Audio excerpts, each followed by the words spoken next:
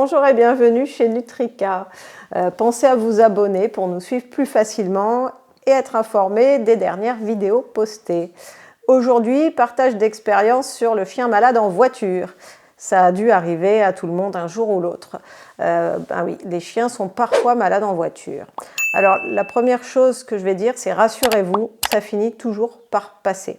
À l'élevage, bien sûr, nous avons pas mal de chiens et donc de chiots aussi. Et quand on voyage pour emmener des chiots en voiture, on se rend compte qu'il y a une petite partie des chiots qui sont malades, mais jamais d'adultes. Et les chiots que l'on garde et qui deviennent des jeunes et puis ensuite des jeunes adultes, au fur et à mesure des années ou des mois, parce que c'est rare que ça dure plus de 2 ans, je dirais, ils sont de moins en moins malades en voiture. Et plus on les emmène, et plus on les emmène fréquemment, plus ça passe vite. Il y a un élément qui joue aussi, c'est que dans la voiture, le chien, il doit impérativement être bien calé. Il ne faut pas qu'il se balade et il ne faut pas qu'il soit ballotté dans tous les sens. Donc une caisse de transport, c'est très bien. À la taille du chien, c'est encore mieux. Et s'il faut, quand il est au début en phase d'acclimatation, de garnir la caisse avec des coussins ou quelque chose qui fait que le chien est bien calé et que c'est un petit peu un cocon confortable pour lui. Alors oui, évidemment, s'il vomit dans les coussins, ce ne sera pas facile de nettoyer. Mais si ça peut l'aider à moins vomir, ça peut peut-être valoir le coup de faire ça pendant les premières semaines de voyage.